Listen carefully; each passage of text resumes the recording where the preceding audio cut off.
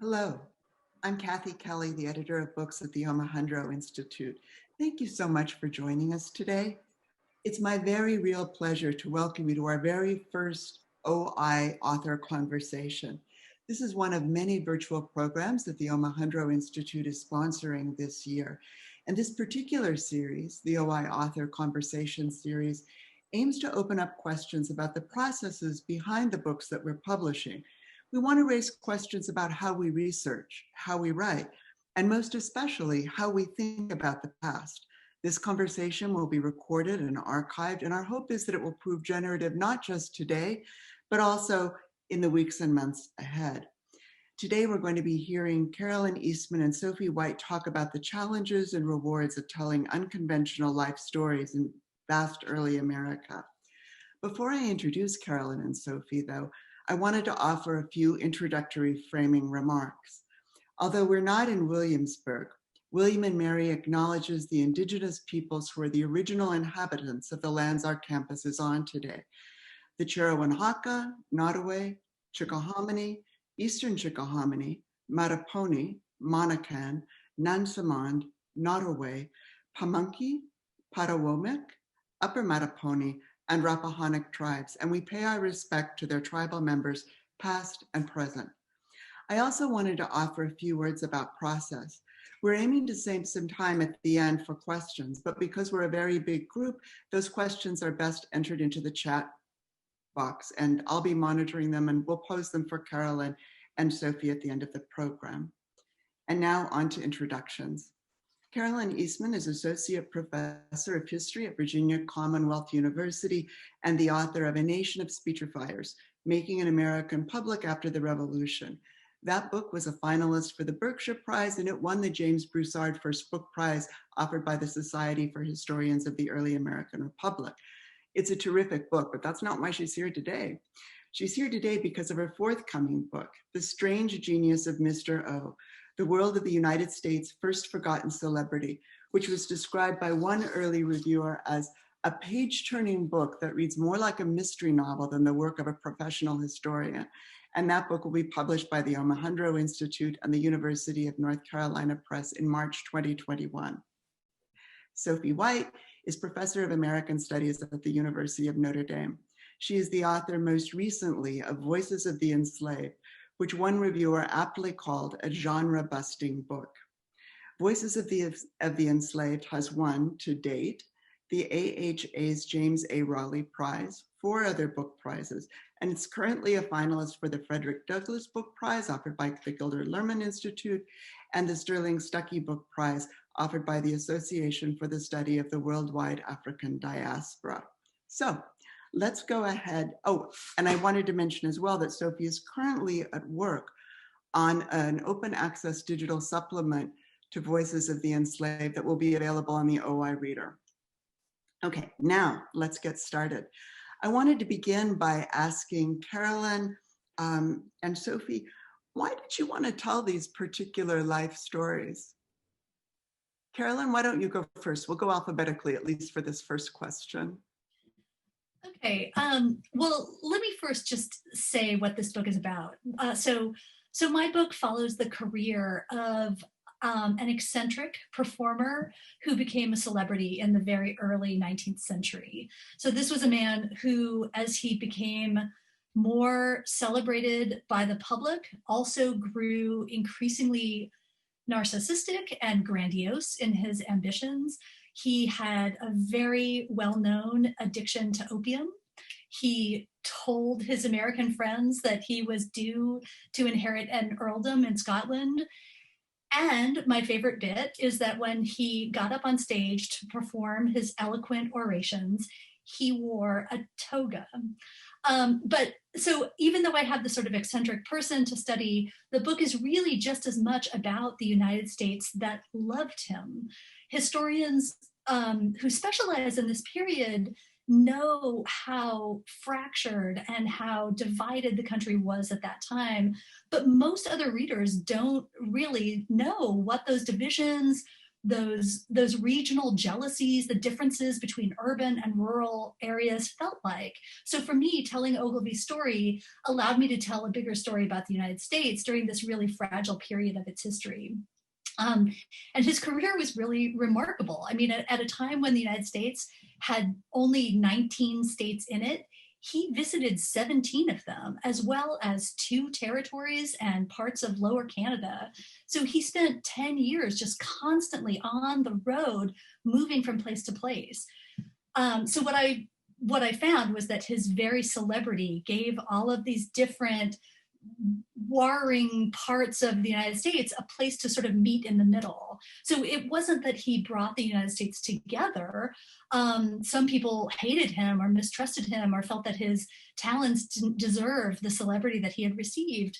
But he became a household name at a moment when having a celebrity figure like this actually did give people from all of these different parts of the country a common place to meet and discuss and debate. So I wanted to tell the story because early on, I read a couple of articles by a really wonderful English professor who wrote about Ogilvy back in the 1940s, a man named Richard Beale Davis. So Davis really thought that Ogilvy, with his toga and his opium addiction, was ridiculous, but he didn't explain why. If Ogilvy was so comical, why did he have these really prominent lifelong friends and supporters like the novelist Washington Irving and Thomas Jefferson, who weren't the type to suffer fools?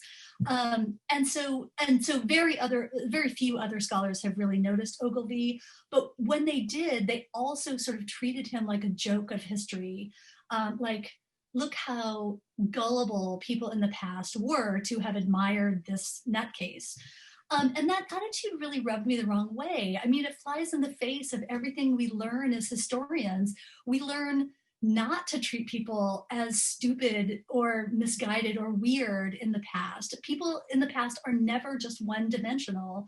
So I wanted to use the book to unpack and make sense of everything about why early Americans would have found him so compelling. Why didn't they think his opium use was problematic? I mean, that's a really interesting story that reveals a lot about this period of time. Why didn't they think the toga was ridiculous? I mean, when I first learned about the toga, I imagined frat boys. But in fact, once I started looking for them, I found togas everywhere in early America. And their meanings were so much more interesting and diverse than 20th century, 21st century Americans would imagine. So even his penchant for grandiosity, his claims to be a Scottish earl, all of those things really gained a new depth of meaning beyond what you might think on the surface once I started unpacking them. Sophie? So I suppose I'm at the other end of the spectrum from celebrity. I am trying to bring to life individuals who usually are anonymous. Actually listening to Carolyn speak, by the end of the book, and I think with the database I'm doing, I probably feel the same sense of delight in the people I have written about that Carolyn was expressing just now about Mr. O, and I think that's important. And so I'll start with really the archive. And there is an exceptional archive in Louisiana, but in fact in French colonies, in which the enslaved testify, and we have a record of their voice and of their testimony. And so you have to understand that French law criminal law rests on the principle that confession is the queen of proofs, because only the guilty is deemed to know that they are guilty or to know the truth. That premise leads to the archive, because the result of believing in confession as the ultimate proof means that testimony is extremely important, and that the recording of testimony is going to follow from this. And I can talk ad infinitum about the process for writing it down, but there are scribes who write it down shorthand, they go off, produce the longhand, come back, read it to the defendant who can make any modifications. There's confrontations with witnesses, there's many opportunities sometimes to testify more than once, but we have a really quite extraordinary archive of testimony, which will include things like there are conventions. The scribe has to turn into third person. There's no punctuation. However, slipping through this is a lot of the recording of speech, of the orality of speech. Dialogue comes through. It's usually left intact once you know what you're looking for. There's Creole in there. There are colloquialisms. There are proper forms of speech and addressing people. So it's really an extraordinary archive. And I and many others have been working on this archive for years. And my original book was going to be quite different to this. And my aha moment, as I put it, is that I was rereading the testimony of one young man from Natchitoches, actually. And this young Etienne, and he's accused. And in his testimony, the scribe is writing it down, and you get a page of testimony answering questions. And then at some point, the scribe says, and then Etienne said without being asked. And it goes on for another page of testimony. Another page later, the scribe adds, and then Etienne said again without being asked. And it carries on for another page. And next page, then the scribe adds, and Etienne said on his own initiative. And I thought, And that was my moment to actually go back and look at all of the testimony I had already transcribed and go and look for moments, not only when the scribe would actually point to the fact that a deponent was saying things that were not pertinent to the interrogation, but also moments when the scribe doesn't have to tell us, but we can see that there are tangents going off. So that became the core of the book and of my approach to this testimony. And as I pivoted in that way, looking at the tangents, looking for these moments of veering off script, I also noticed that those were often moments when we may not know the truth, actually, in spite of confession being the queen of truth. We may not know what actually happened, but we get a very good sense of the personality of the deponent. And so in a way, this is maybe how I get to this point of having a delight in the people I write about, in the same way that Carolyn can with Mr. O, is that above all, I think personality comes through over and over and over in these stories. And in the book, I tell a number of different chapters that focus on usually one individual, sometimes two or three, and with various other court cases sprinkled through and stories sprinkled through, but I hopefully they emerge with their personality intact. I do think that that's one of the remarkable things about both of your books, is the way in which you both manage to conjure forth. I mean, I feel, having read your work, that I have a sense of these people that I wouldn't necessarily otherwise have known or cared about. And yet I find myself deeply invested in them through your handling of them.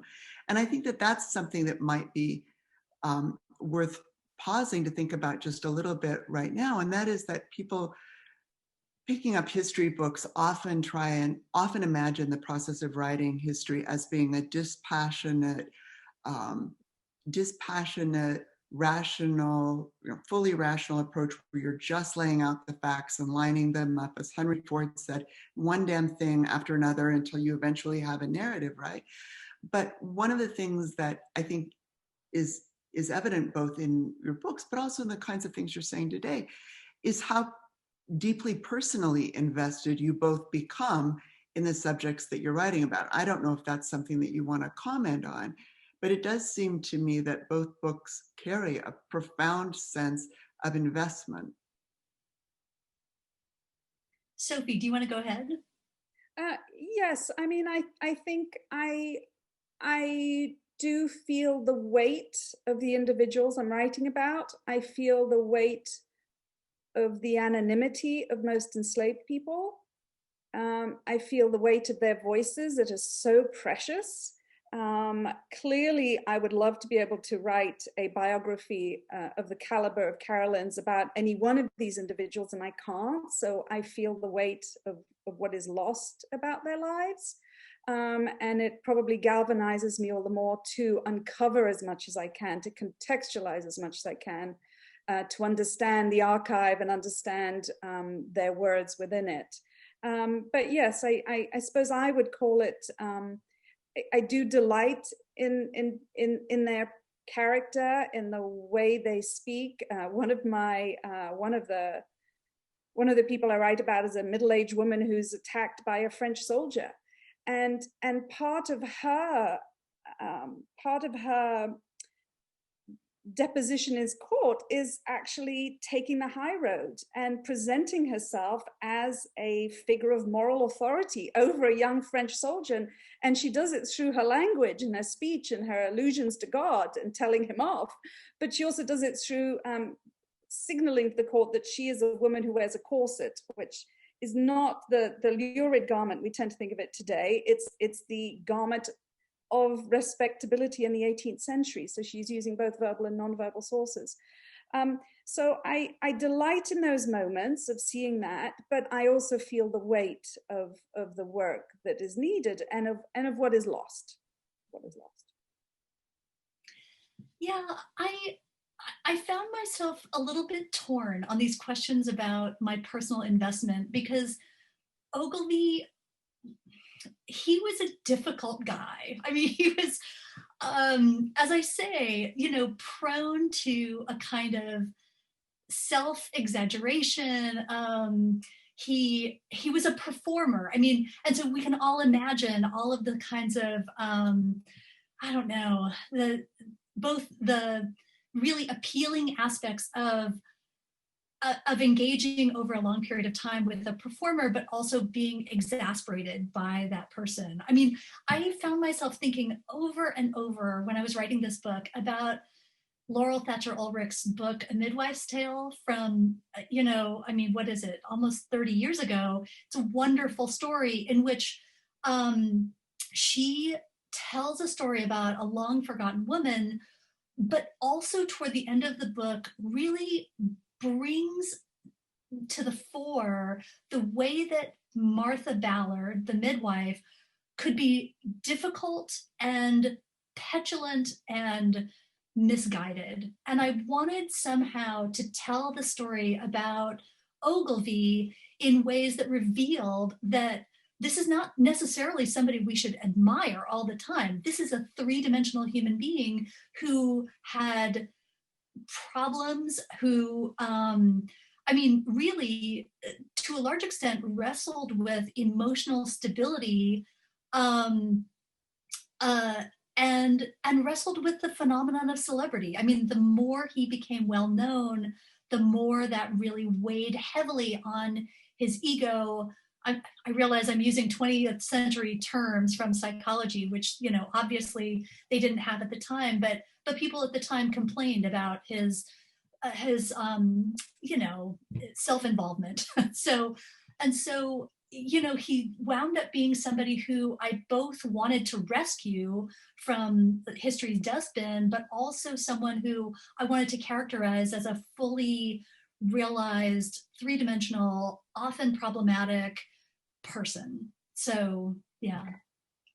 And if I may step in, I think your reference to three-dimensionality, I think this is what we're aiming for in both cases, and that means these are flawed individuals, but three-dimensional, and they have full lives, and we want to get at those. And I was thinking, one of my chapters is a case of infanticide. And the woman accused is a woman of African descent. And her accuser is a 10-year-old Native American slave who always identified as Ottawa. Whether she is or not is another question. So we have on the one hand the court case, which is about infanticide and trying to find out, did she murder her child, did she not? But underneath it is the tension between this older woman who is the supervisor of the younger girl, And we have a young girl who's motherless, and we have an older woman who's childless. And, you know, we'd like to think that they get on and that they have, and they don't. They can't stand each other, because fundamentally within this system of chattel slavery that brings them both together, Marie-Jeanne is responsible for Lisette's work and has to treat her accordingly. So we have all of these levels of power, but we have antagonism. We have, you know, anything but a happy picture that I could delight in. And yet I delight nonetheless in the way that each of them expresses themselves or tries so hard to express themselves. I'm going to change gears just a little bit and talk about process. When we think about biography and we think about what most biographies look like, a famous subject, a life whose contours are already known. I mean, if you're going to write a biography of George Washington, you know a bunch of stuff even before you sit down to start writing. Papers are collected in archives and repositories. There's usually a fat paper trail that leads you from place to place to place to place. And one of the things that's quite remarkable about the life stories that you both tell is that that sort of infrastructure is really completely missing. Sophie's trial cases are collected in mostly one place, but the lives and other evidence about the individuals you write about, Sophie, they're fragmented, they're all over, everywhere. Ogilvy may have been a celebrity in Carolyn's case, but he has no papers. There's no Ogilvy archive, which is a funny thing for somebody, perhaps a funny thing for someone who is as well known as he was in his own day. So tell us a little bit about how you went about stitching these lives together. How did you work in the archives? And what was the most surprising thing that you found when you were in there digging around? Well, I can jump in if you don't mind. Yeah, so you know, he was very well known. He was a household name, and yet he also wound up with enough disrepute by the end of his life that he really was forgotten. And so not only was there no archive, he was a traveler throughout his life. Travelers don't tend to collect their own papers. But when he was forgotten, I think a lot of his maybe existing papers got dropped.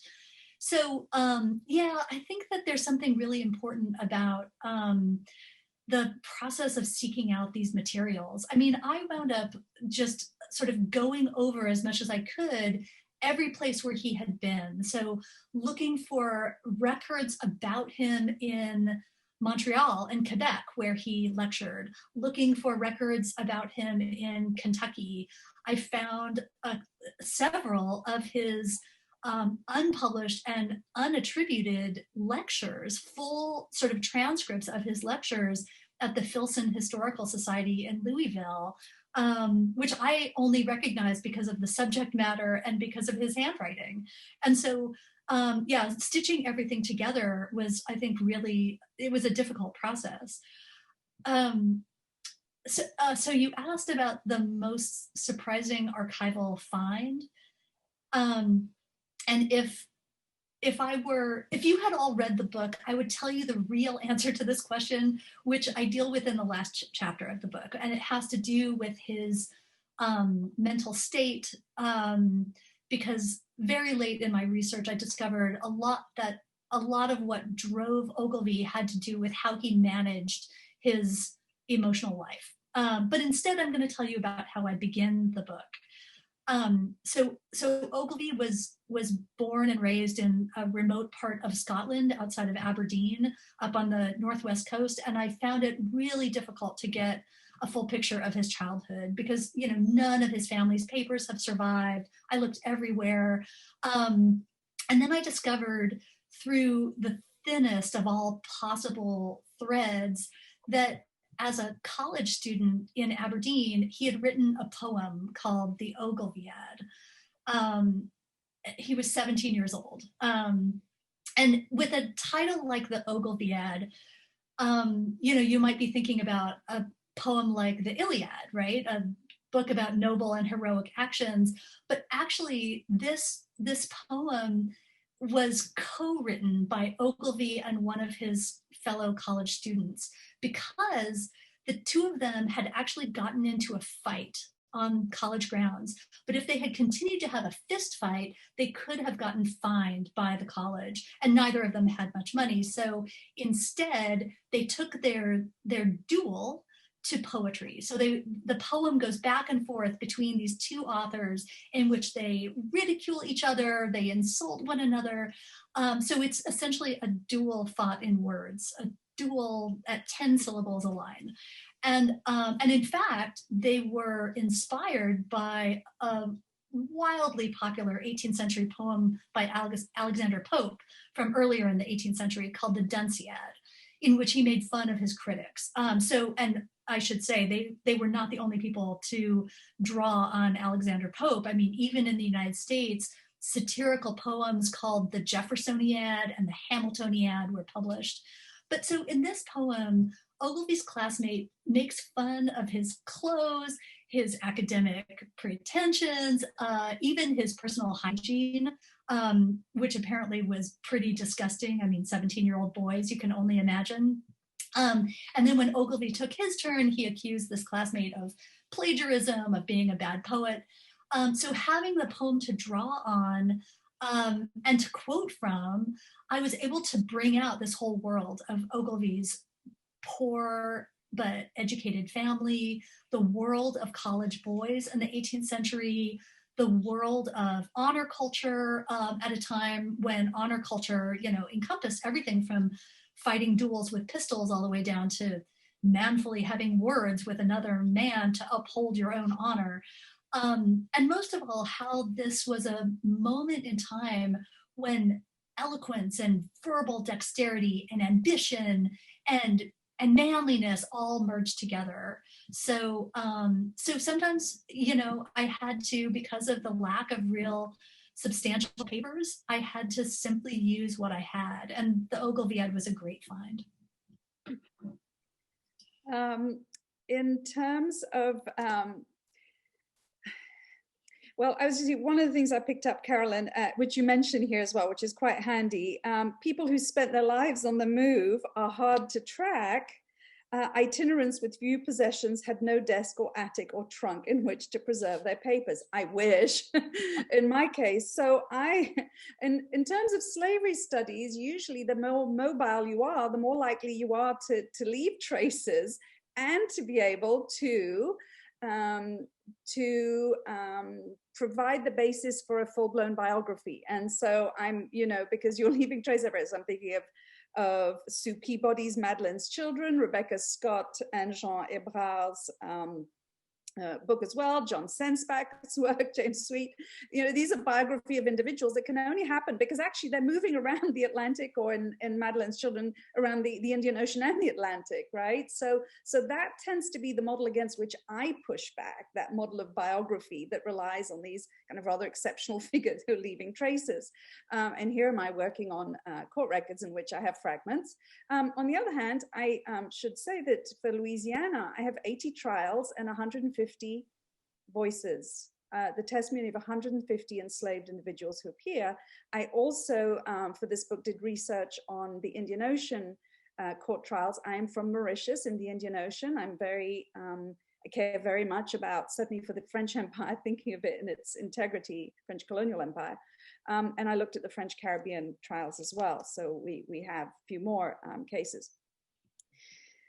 The other model I have to confront in dealing with slavery or the biography of enslaved people is that there is a canon, which is a slave narrative, or if you want to call it the freedom narrative, and it is a genre, it is a literary genre, which means that it's going to have conversion in there. It's usually going to end with freedom. It's got a certain narrative, kind of formulaic quality. We know this. What we don't always tend to realize is that there's another manifestation of this genre, this formulaic identity, which is that it's a Protestant genre.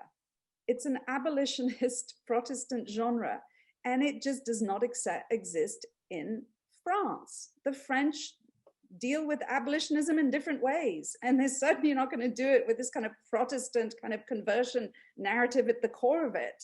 And so we're dealing with different things here. And I think that's a good reminder sometimes as we're talking about vast early America. We have different legal regimes as well as political regimes, et cetera, right? And I think that so much of the work that I've done in this book has been just, honing my knowledge of French legal theory, history, court procedure, et cetera. So I'm dealing both with the impossibility of having these people moving around, leaving traces everywhere, and having to fight against a kind of convention that's really established of what we think of as a biography of an enslaved person, and trying to propose something else. So in terms of, I'll say something about the structure and how I therefore dealt with structure given what I'm working against in a way, and yet what I have, and then I'll say something about what some of my key findings. In terms of structuring the book, obviously I had no choice. I have court trials, and I can find quite a lot of information about some of the individuals, but really not that much. There's no trunks anywhere. But, I did everything I could to contextualize. And one of the chapters, I think, as it was going into copy edits, I found a miraculous document that showed the presence of one of these enslaved people in Saint-Domingue, which I hadn't expected. But for the structure, I chose to use the court case. So it begins actually with an excerpt of the testimony. I felt it was very important, since I'm lobbying for having these sources seen as narrative and as biography, to let a good chunk of the trial be the opener to the chapter. And because I'm working from the French and I'm translating into English, and probably because I'm a native French speaker and bilingual speaker, and I have two brains, French and English, and thanks to Kathy for her support, we included the original French when the enslaved are speaking, and as well as the English translations. It starts with a little excerpt, then I move to the trial, explain it all, do the contextual analysis, etc., go in all sorts of tangents to provide context, to try and get at these biographies, and so I'll let you read that. But I end with the trial. Again, I end with the sentencing and the punishment, including the violence that is included in some of those sentences. And I also end with what we know or don't know about these individuals who anchor the chapters. And more often than not, I can tell you, well, last record was this trial. That was it, nothing else.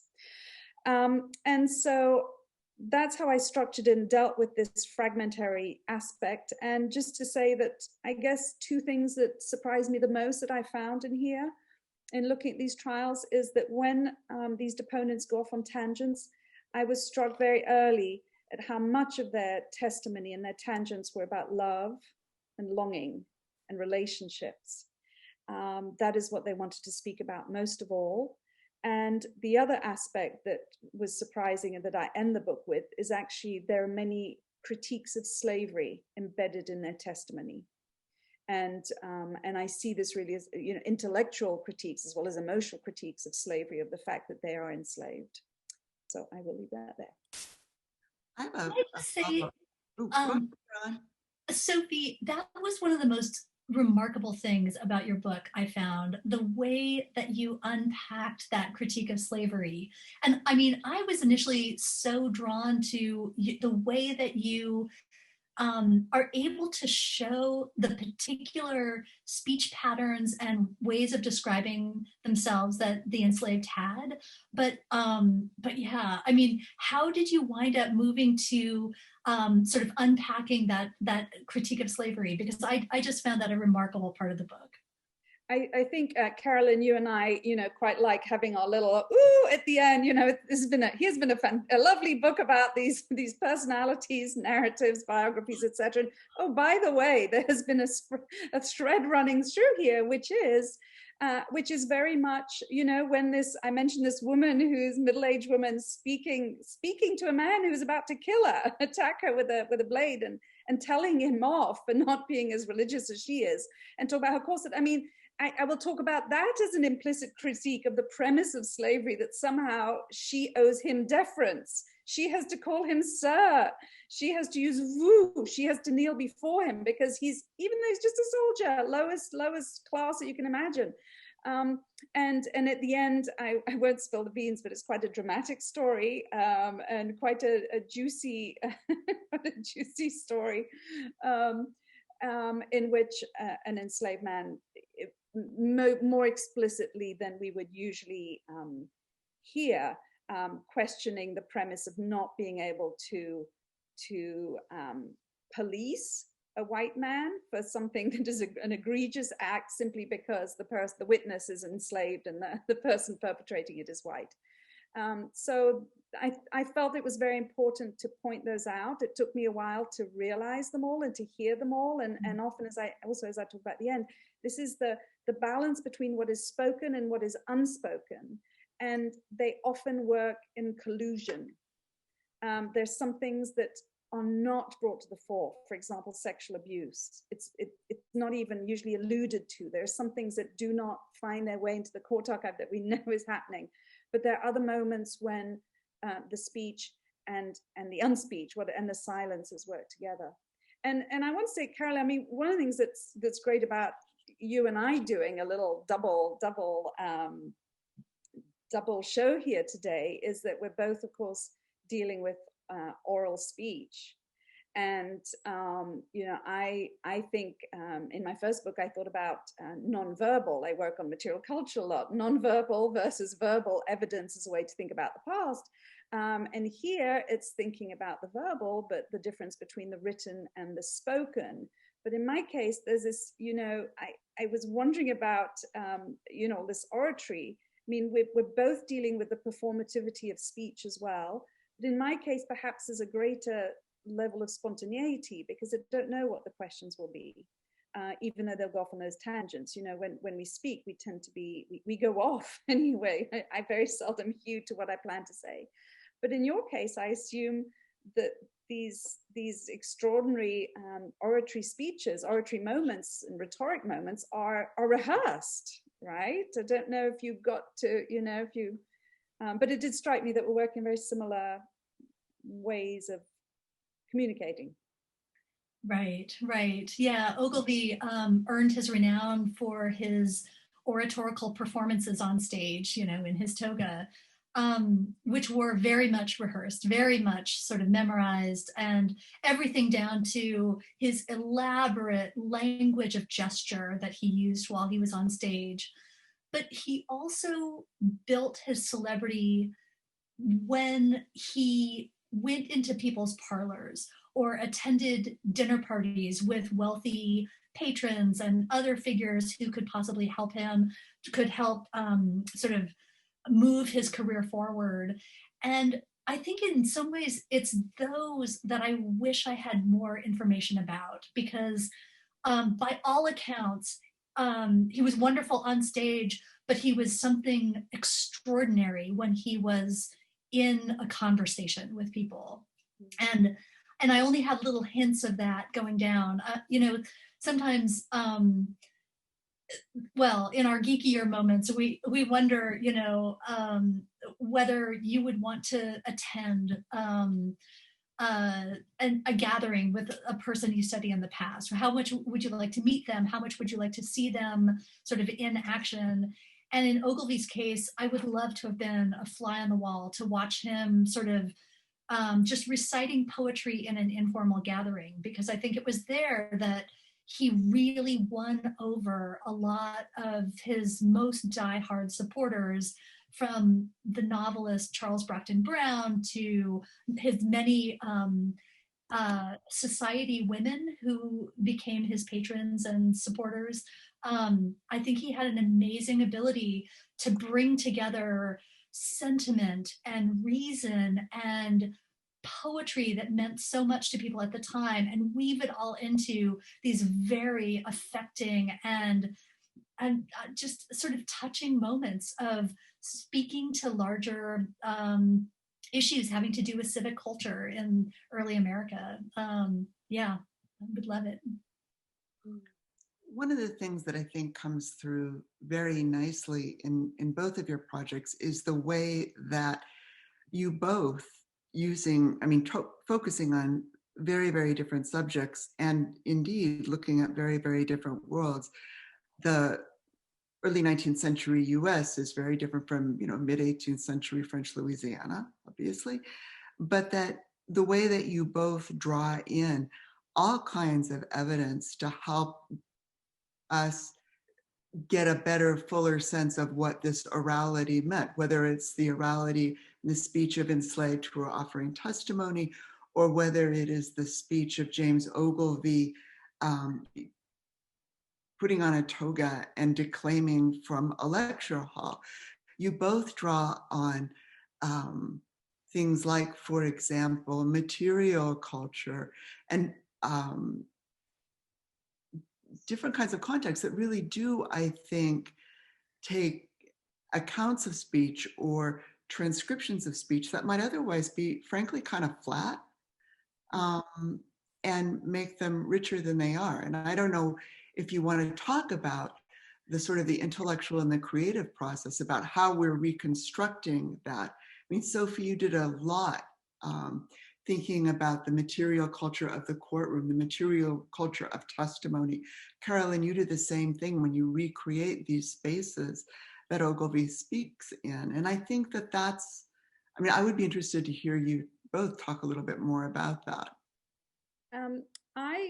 One of the things I wanted to think about is not just the space, right? That this is a performance in the end, it's being heard. It's that there's a courtroom that's going to structure how someone approaches it. There's this little stool that I keep mentioning, which is part of French investigation. It's supposed to intimidate the deponent,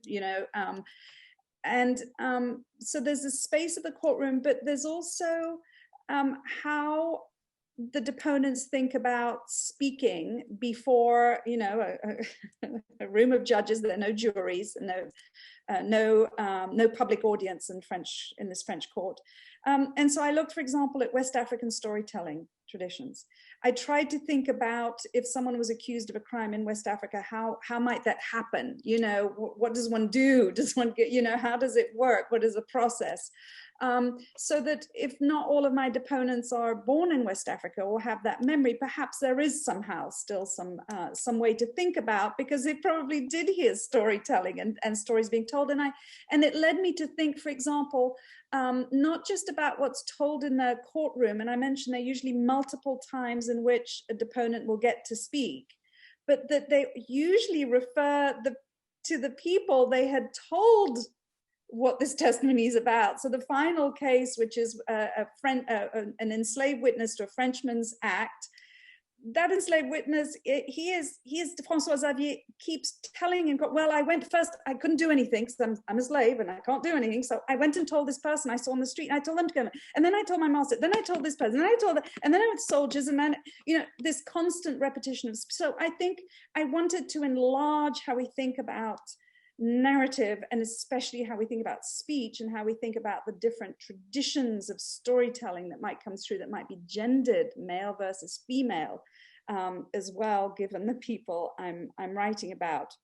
And so that was very, very important for me to think about those elements, and also to point out, and I use the word selective soundscapes. I am very aware that these courtrooms, or what the scribes write, this is not a perfect record, even though the dialogue slips through, the Creole slips through, they're riveting because of that. But it's a selective soundscape. We don't hear the gasps, we don't hear the cries of torture, if it's judicial torture being administered during a testimony, which occasionally happens. So it's a selective soundscape, and yet it is riveting because of what comes through. Yeah. Carolyn, do you want to say something about this? Yeah, I think that one of the things I felt really strongly about was that, if we had been transported into one of Ogilvy's lecture halls, or, I shouldn't say lecture hall, I should say like a large room in a tavern. I mean, I think that it's really important to understand that when he was doing his performances, he was performing in a wide range of places, but these were not places that looked like theaters. They did not have upholstered seats. They did not have, gallery boxes along the sides of the room. These were pretty ramshackle, sometimes churches, sometimes just maybe a courtroom and so on, a classroom. But we would not be able to hear what people at the time heard. That is, the way that he brought together both his ideas and all of the cultural references, many of which were poetic. He loved to sort of draw in poetry all the time. Those were things, it would be as if somebody came from outer space and paid attention to us making references to movie lines or lines from pop songs or something. I mean, you just can't understand all of the references without being a part of a culture. And so what I tried to do as much as I could was to draw in both rich descriptions of some of those places where he performed, together with unpacking some of the poetry that he was quoting, understanding how he was moving around by using things like oratorical guidebooks that showed people how to gesture and how to adjust their facial expressions or to monitor their vocal display and so on, all of which sort of comes together. And so one of the things I tried to unpack in one of the chapters was he created a big scandal at one point in Philadelphia when it was at the very beginning of his career, and he had become a little bit of a sensation already in Philadelphia. But then in the middle of one speech, he seemed to advocate for atheism. And Ogilvy, exactly, horrors. So Ogilvy was in fact an atheist and was really not coy about that fact, but that was not the kind of thing you talked about when you were on stage to a bunch of good believers in Philadelphia. And so, but I had seen some references to the expressions of shock and horror. I had seen some references to how the speech normally sort of played out. But one of the things I really tried to do was understand exactly what had gone wrong. And that included both what some people thought, and those opinions differed, as well as my own understanding about where he was in the room. So he was actually performing in a room at the University of Pennsylvania that was used for church services on Sundays. And he had set up his little stage in front of the pulpit. And so there was a lot of sort of, again, just like with Sophie, trying to read the room and understand exactly the sort of material existence of this room, and how even a very slight shift in the way that he moved himself physically and athletically during the course of his speech, he could actually alter the way that people heard what he was trying to say. So he was trying to say, I don't want to deal with the question of religion, but instead the way it came off was something more like religion, whatever. And so anyway, so I too, I feel very strongly the way that, public speech in the past, in these periods before any kind of recorded materials, it's ephemeral. It's so hard to recapture, but I had, I think, enough material to reconstruct this moment and to understand why the scandal blew up the way that it did. Okay. I'm gonna switch gears. We have questions piling up in the chat box, and I want to throw out one question before we head to other people's questions, and that is, if you go into a brick and mortar bookstore, I think that there are 3 or 4 of those left these days, and you go to the biography section, the biographies are typically about life stories, are about people who have important lives, and that's capital I, capital L, important lives. And I'm wondering if you could say something very briefly about why the lives that you've written about matter for vast early America? And what is the historiographic payoff for looking at people who are normally perhaps at the margins of what we would call big arguments? Well, I can jump in there. I mean, because I can understand that the very idea of looking at a celebrity figure in history would seem frivolous, like, a history through the figure of Beyonce or something. But I actually found that focusing on the early appearances of celebrity in the United States actually tells us a lot about a vast early America. I mean, celebrity isn't just about the people who become celebrated. It's about us. It's about, celebrity is in the eyes of the beholders. And so, I think that it reveals how what draws us to particular figures tells us a lot about who we are, or at least who we think we are. So when we appreciate a figure, a performer, we think that our appreciation reflects our own discernment, our ability to recognize true talent. But then we also sometimes fall out of love with those people. And when we do, we rewrite our history with them. So, when I admit to having a youthful love of the band REO Speedwagon or Rick Springfield, I explain very quickly that I was young and stupid, and it was before I developed better taste in bands. And I think, speaking historically, understanding how someone became a celebrity during an era before talent agents and handlers and gossip rags and fan magazines, all of that explains a lot about changing ways that celebrity emerged and got fueled by print culture. So I wanted to draw in all of these ways that the phenomenon of celebrity helps tell us not just about this particular important life or even just about the people who loved and hated him, but also about how celebrity actually isn't a phenomenon that is frivolous at all. It actually reveals a lot about an entire culture that comes together around the notion of a person, and sometimes not really about the reality of that person at all. For me, I think slavery is really about violence.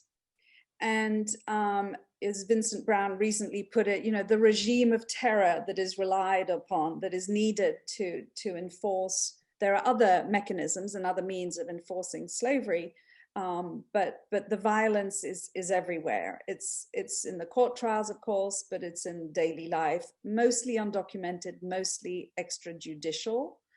Only occasionally do we find, these are just a few cases in which we can sometimes get an idea of how pervasive that physical violence is. It's the banality of violence to do with slavery.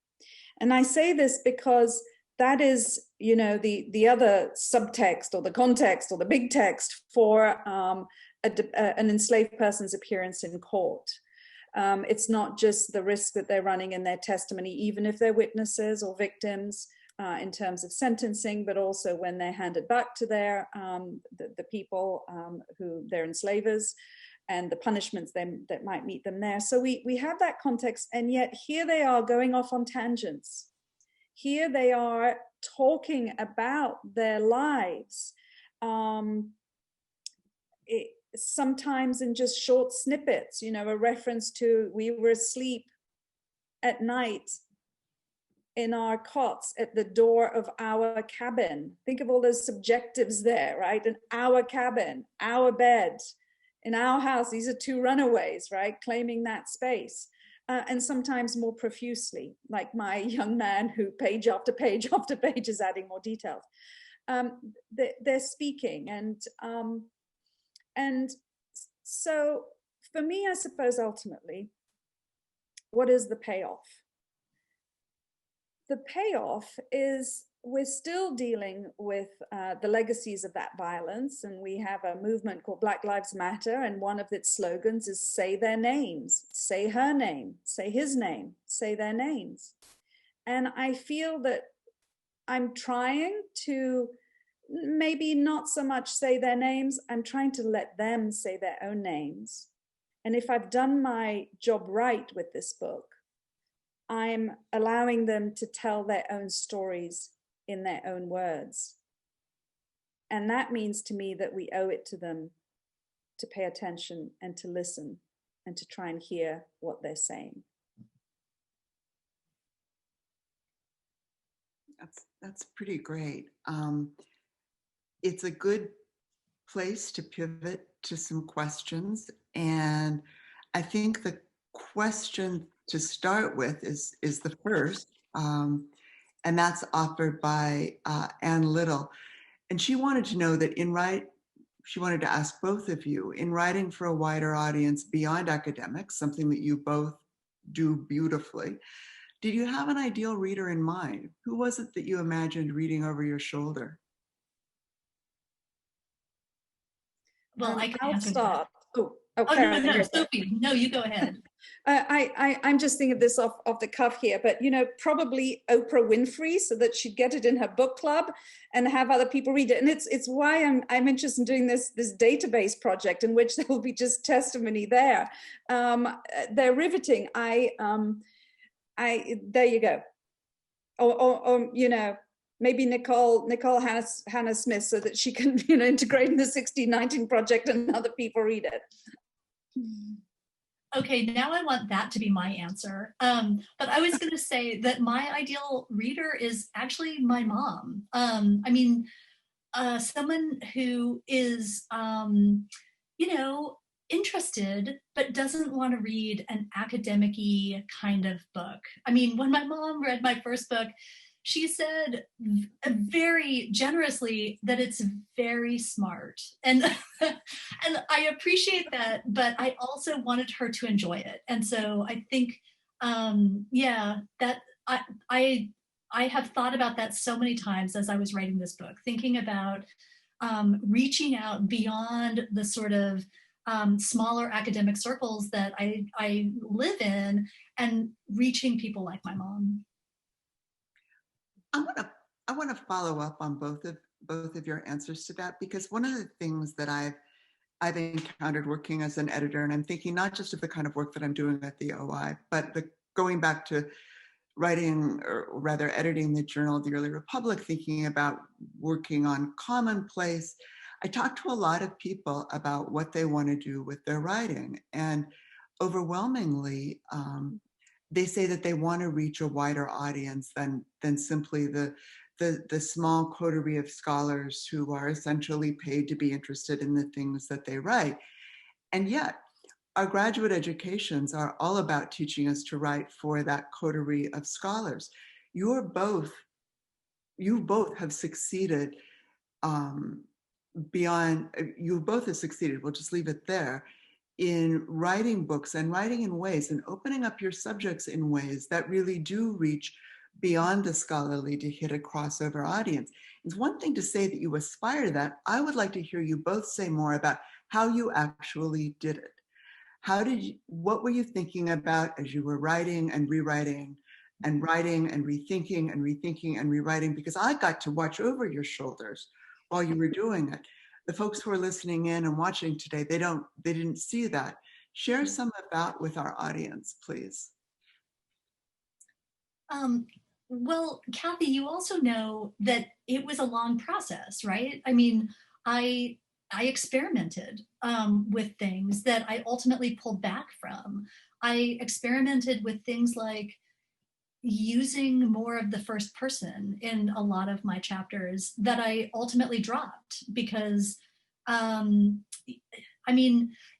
historians, we write so much as part of communities. I'm just thinking about the readers I had at my university who read drafts of chapters and pushed back on things. I am thinking to things like people who read the entire manuscript at early stages and helped me understand how to tell a story that had a narrative arc, and And that involved things like moving some chapters around and merging some chapters. And I mean, I'll never forget Kathy talking with you and having you encourage me to take a part of one chapter and build it out into a chapter of its own on opium, right? The sort of history of opium in America.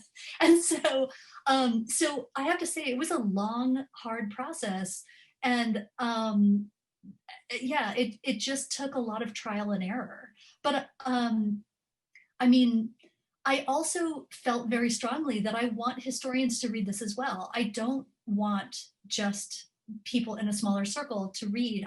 I do want this to be something that, I mean, ideally appears in graduate classes too, as well as in Oprah's book club.